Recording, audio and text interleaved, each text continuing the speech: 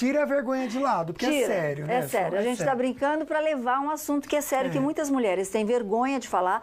Muitas vezes os relacionamentos estão prejudicados por isso, porque a mulher tem vergonha. A gente está falando da periquita mesmo, da cirurgia íntima, da vagina da mulher, né?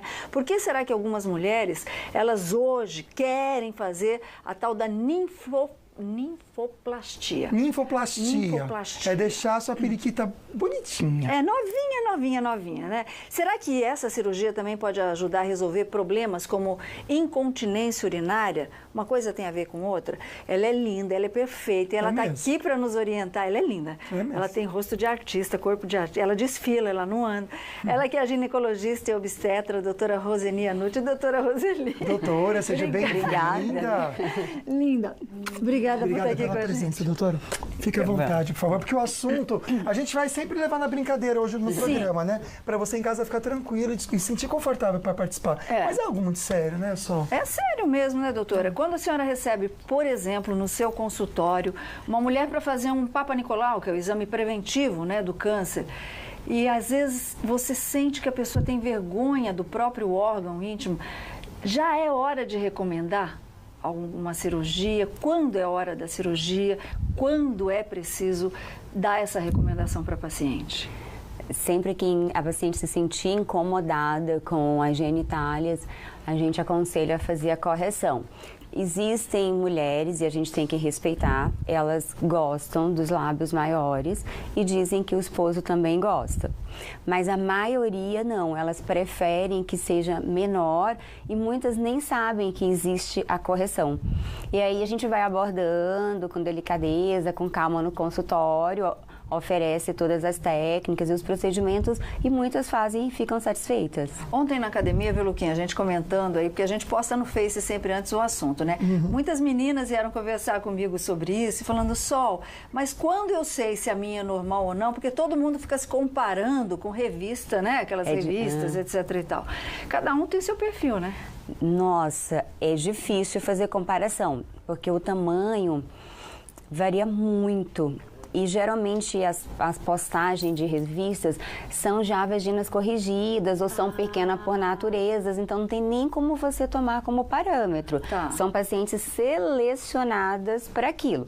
Existem lábios bem grandes de causar disfunção e inesteticismo mesmo, porque atrapalha na roupa. Dá para ver, você põe um biquíni, dá para ver. Você vai fazer academia, machuca. Então já é uma questão de saúde, né? Nem de estética. Entendi. E tem muita diferença, não dá. Só quem mexe com essa área é que vê tamanho diferente. No meu caso, eu consigo ver muito porque eu faço exame todo dia, então eu consigo ver essa diferença. Mas nas outras áreas, imagina, você tem que ter um N muito grande de pacientes para você fazer essa comparação. A Renata, ela falou, meu nome não é Renata, mas você me chama de Renata só, de Botucatu. Ela disse que a dela é horrível. Ela não está satisfeita, diz que murchou depois de uma certa idade, ela está com 42 anos, quer saber se pode ficar mais fofinha. Eu estava conversando com uma moça sobre esse assunto que a gente ia tratar, que ela também comentou comigo. Aí ela falou assim, mas eu não entendi assim. Amiga, pensa assim, na cama desarrumada, quando você acorda, e depois que você estica o lençolzinho, é desse jeito. Ela disse, eu acho que eu comecei a entender. Ela está assistindo a gente, que ela já falou comigo. Um beijo para Alex Nossa, Cursino. mas foi ótimo. Foi boa né? essa, né? A analogia dela. Essa ideia aqui pra falar pra ela. Um beijo pro Alex Cursino que está assistindo a gente, a Gorete, que faz aniversário hoje, mãe da Fernanda. Um beijo pra você também, obrigado pela companhia. E tem uma participação ao vivo por telefone agora. Alô, boa tarde. Oi, boa tarde. Oi, não precisa falar o nome, se quiser, tudo bem, pode fazer a sua pergunta. Bom, tenho uma certa vergonha em estar perguntando, não é bem com relação à cirurgia íntima, mas eu tenho um problema, tenho 61 anos, problema de prolapso genital. E eu não sei se isso é questão de cirurgia plástica, eu tenho até vergonha de ir na médica e fazer exame. Imagina. Entendi. É por isso que a gente está aqui, linda. Para ouvir vocês, para aprender com vocês, porque eu vou saber o que é o prolapso genital e para vocês perderem vergonha, porque a doutora vê isso, ó, várias vezes por dia, né, doutora? E aí, o que é o prolapso genital? O prolapso genital, a gente divide ele em 3. É quando existe um descenso ali de algum dos órgãos genitais femininos. Então, quando eu tenho a queda da parede anterior, que geralmente é a bexiga, a gente chama de prolapso anterior. Quando eu tenho queda da parede posterior, que geralmente é a parte intestinal, a gente chama de prolapso retal. Quando a gente tem a queda do fundo da vagina, que aí, se eu tiver o útero, ele cai, então a gente tem um prolapso uterino, que ele pode ser de primeiro, de segundo e de terceiro grau, dependendo do local onde se localiza esse prolapso. E as pacientes que já fizeram esterectomia, a retirada do útero, elas não têm mais essa queda do útero, mas elas podem ter a queda da vagina. Porque quando você tira o útero, você fixa a vagina na região dela natural. Mas com a flacidez e com a perda dos ligamentos, ou frouxidão desses ligamentos, essa cúpula pode ceder. E aí a gente tem um prolapso total quando eu tenho os 3 caídos. E são, todos os casos são passíveis de cirurgia? Todos, todos. O prolapso de cúpula, a cirurgia é um pouquinho mais complexa para ser realizada. Tá. Mas o anterior e o posterior e até o uterino é bem mais tranquilo a correção. Então, minha linda, faz o seguinte, fica aí, daqui a pouquinho a gente vai passar o contato da doutora Roseni. Aliás, quem está pedindo no Face, a gente não pode pôr no ar por uma questão de ética do Conselho Regional de Medicina, tá? Mas a gente pode passar pelo Facebook, Luquinha. Então a gente está recebendo com muito carinho aqui a ginecologista, obstetra também, Roseni Anucci. Você pode fazer a sua pergunta, porque ela quer te ajudar de maneira muito clara, só. Eu ia fazer uma brincadeira. Se a periquita ficar tão bonita quanto ela, todo mundo sai ganhando. Nossa, vai todo mundo querer fazer. É verdade. Doutora, a gente está com a Regina, uma querida amiga nossa, que ela fez uma cirurgia corretiva, é isso? Muito obrigada pela sua participação, tá aqui com a gente, viu? Qual é a sua dúvida, minha linda? Não, é que eu fiz essa cirurgia, eu tinha 32 anos, eu tô com 53. Só que ao longo do prazo, claro que veio acarretando problema. É normal isso? Você fez com 32? Eu tô com 53. Entendi. Mas que tipo de problema? O que a senhora sente? Rebaixamento da bexiga, já não é mais a mesma coisa, né? Porque eu pensei que eu fazendo essa correção lá atrás, eu não iria ter problema agora. Só que eu já tô começando a ter problema. O que ela fez foi no períneo, né? Pelo que a gente entendeu. Que tipo de cirurgia? Deixa eu esclarecer só um pouquinho aqui. As pessoas, elas confundem a correção de bexiga com a correção de períneo. Geralmente, quando nós fazemos essa correção, nós fazemos os dois. A gente levanta a bexiga na parede anterior e já vai para a parte de baixo, reconstrói a musculatura e reconstrói o reto. Então, elas entendem que períneo é tudo. Quando eu falo em períneo, eu falo só da parte posterior. Tá. Mas, geralmente, a gente faz os dois juntos. Agora, excelente o questionamento dela. Porque essa cirurgia, ela não é definitiva. Como o processo de envelhecimento, ele continua, então os órgãos, eles vão cedendo novamente. E dependendo da alimentação, do ritmo de vida dessa paciente, algumas vão ter mais flacidez que outras. Então, infelizmente, é uma cirurgia que às vezes a paciente precisa fazer 2, 3 vezes, dependendo de quantos anos ela viver. Não é uma cirurgia que vai durar para a vida inteira. Se for uma paciente que ela fizer muita atividade física, trabalhar muito a musculatura pélvica, depois da cirurgia, provavelmente vai durar muito tempo. Mas as pacientes que não trabalham essa região, ela tende a cair novamente, até porque o próprio aumento do peso faz ela cair. Entendi. Então, uma série de fatores influenciam nessa queda mais precoce. Okay. Então, infelizmente, às vezes tem que corrigir novamente mesmo. Bom, e a gente não é vai nem ver, erro da técnica. É o próprio organismo também que... Exatamente. Tudo cai, tudo envelhece, tudo murcha, Luquinha. Vou falar em murcha, Luquinha. Vamos ver como é que é a cirurgia íntima. A doutora vai explicar pra gente. Doutora. Essa é legal. Essa é uma outra técnica. Ele vai tirar metade só do lábio, tá vendo? Ele tá fazendo com laser, uma técnica a laser. Você tira metade do lábio, a metade superior que resta, você reconstrói ela, fixa ela na parede inferior que você retirou. Ó, ele vai mostrar. Então, ele fica menor, mas ele fica. É diferente da técnica anterior que a gente mostrou, que tirava tudo. Sim. Então, essa é uma técnica que ela deixa um pouco dos lábios. Entendi. Aí, aqui, ele fez uma cirurgia combinada, tá vendo? Ele tá tirando um pouco de gordura da coxa dela e tá introduzindo ó, no grande dos lábios. Olha que legal. Mais gordinho. Exatamente. Teve uma pessoa que perguntou assim, doutora, que um lado é diferente do outro. Então, essa, não sei se é uma lipoaspiração, essa gordurinha que põe é pra isso também? Né? Pode ser dupla, né, o questionamento, porque eu posso ter um lábio maior que o outro, é muito comum, no ser humano é assimétrico, né, a gente tem um lado diferente do outro, as pessoas não entendem isso, todo mundo tem. Algumas mais que outras, então tem paciente que ela tem um lábio lateral muito maior que o outro, e aí você corrige só o que está maior, tranquilo. Agora, os grandes lábios, que é ali onde você viu o preenchimento, é muito comum, quando a gente faz a correção dos pequenos lábios, os grandes lábios destacarem. Aí você... Geralmente já estão mais flácidos, já perdeu tecido, já perdeu gordura. E aí ele começa a chamar a atenção da paciente, o que não chamava antes. Entendi. E aí você pode fazer, no caso aí da ilustração, ele fez um preenchimento com a própria gordura da paciente. Que aí fica tudo certo. Mas no consultório a gente pode fazer também com ácido hialurônico. O mesmo ácido que a gente faz preenchimento no rosto, em outras regiões do corpo, a gente faz nessa região também. E fica divino o resultado. Muito bom. Quem inventou toxina botulínica, ácido hialurônico é de Deus, né? Doutora, o Robson está falando assim, Sol, não espelha porque vai aparecer minha foto. A esposa dele está assistindo, um beijo para vocês, casal 20 aí que acabaram de casar. E ele está dizendo assim, que a esposa dele tem medo de perder a sensibilidade, perder o prazer depois da cirurgia íntima. Isso acontece? Não. A cirurgia íntima, ela requer um tempo de recuperação. Esse tempo são 6 meses. 6 meses sem rala e rola? Não, são 30 dias sem relação sexual. Tá. Mas até ela reabsorver todo o processo de fibrose e edema que é gerado ali no pós-operatório, vão mais ou menos uns 6 meses. E depois de 6 meses, recupera totalmente. Não conheço quase ninguém que ficou com sensibilidade depois de 6 meses. Não perde nada. Continua a vida normal e mais bonita, viu, Luquinha? Que bom, né, Com uma Sol? aparência mais bonita. Isso é muito bom. Posso esperar uma pergunta rapidinho, Claro. Sol? Olha que interessante. Essa querida aqui diz que tem 52 anos, ela já teve 5 filhos e sofre muito com o problema de segurar a urina. Diz que às vezes ela até espirra e já sai a urina, né? Então ela quer saber da opinião da doutora. É Silvia, ela falou para falar só o primeiro nome, é Silvia de São José dos Campos. Para mulher que teve muitos filhos também. E se a mulher faz essa cirurgia, teve 5 filhos, mas ela quer ter um 6º, tudo bem ou não?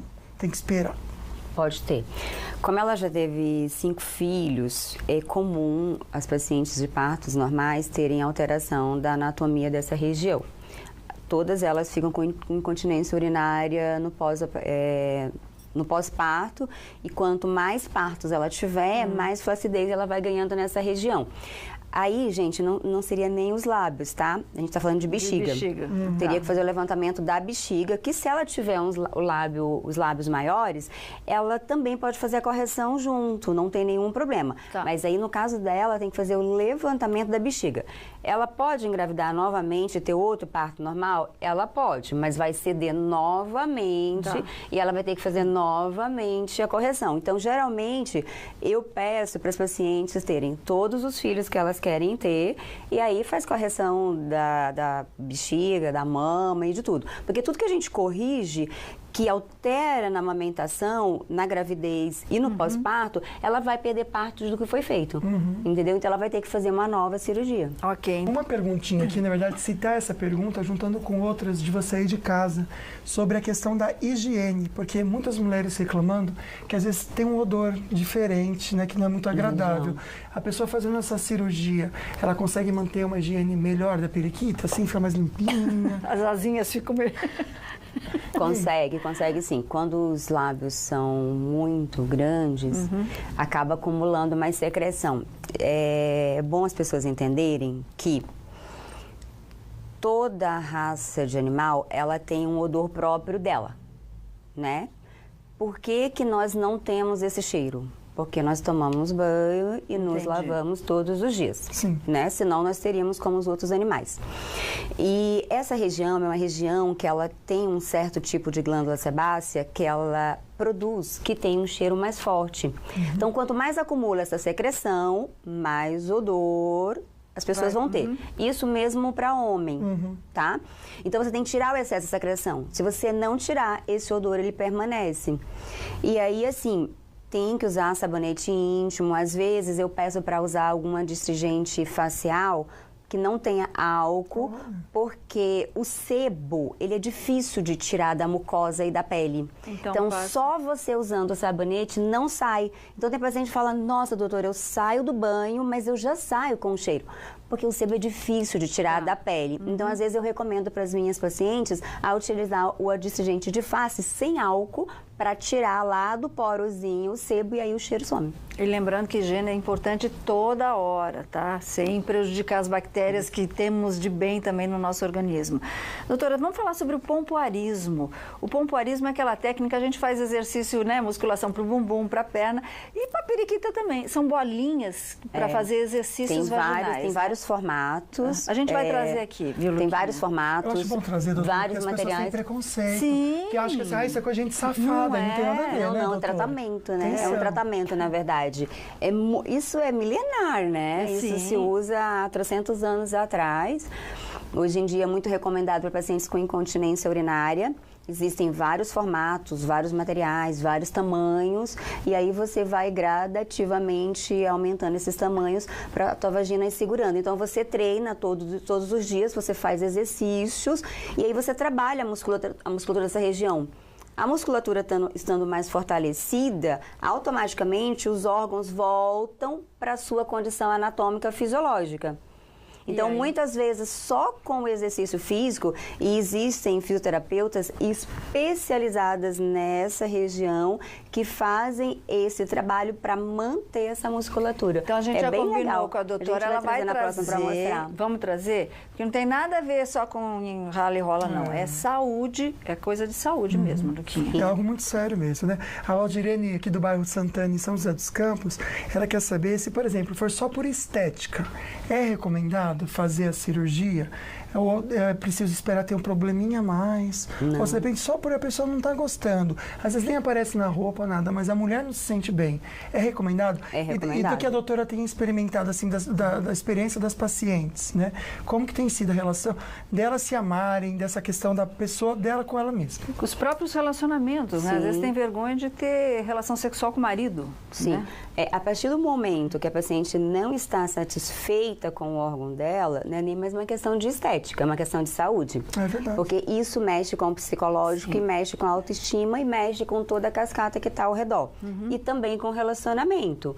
Então, a paciente se sentiu incomodada, ela tem indicação, independente de idade, ela pode fazer a correção. Pode fazer de qualquer jeito. Sem nenhum problema. Tem uma pergunta aqui, eu ia perguntar, viu, Ju? Eu ia perguntar a minha linda, ela que é de Caraguatatuba. Ela quer saber se os absorventes íntimos femininos, eles podem causar uma maior flacidez na hora da retirada, de tanto retira, põe, retira. Não. Se isso pode causar. O material do absorvente, ele é um material muito frágil, né?